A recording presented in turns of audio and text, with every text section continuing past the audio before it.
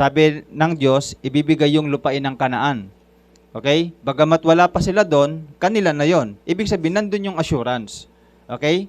Pero, hindi lahat, sabi nga ng Biblia, based on 1 Corinthians chapter 10, Hebrew chapter 3 at chapter 5, chapter 3 hanggang chapter 4, yan.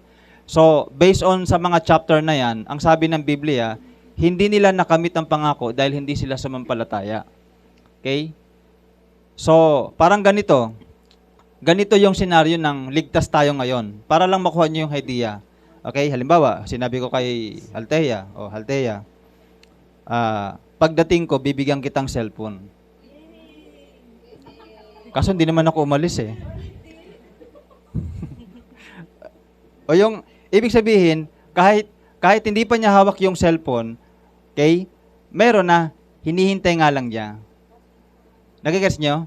Yun yung ibig sabihin ng ligtas tayo ngayon. Ang meron tayo ngayon, seal of salvation, yung spirit.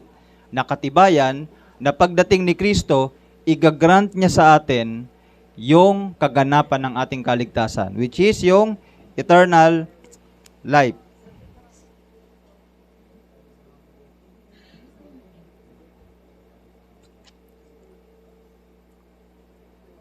May bumati. At hindi ko inaasahan kung sino.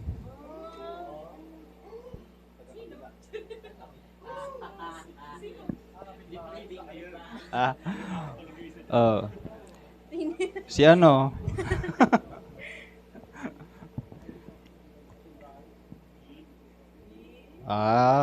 Okay. Thank you. Pambira. Hindi ko inaasahan yun.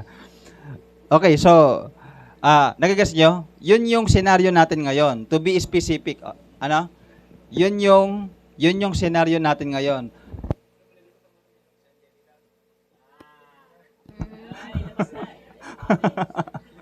Oo, siya.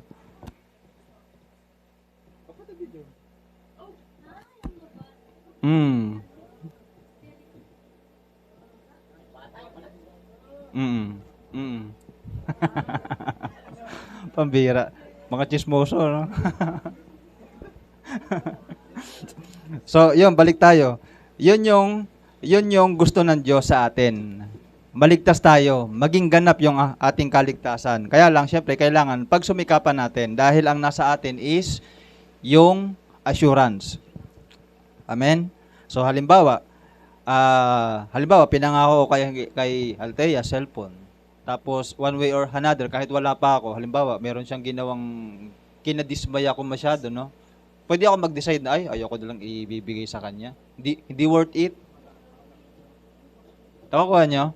So, pwedeng ganon. Pwedeng ganon yung mangyari. Ayan. So now, yun yung demand ng New Covenant. We must follow Christ. Okay? Sundin natin yung utos ni Kristo.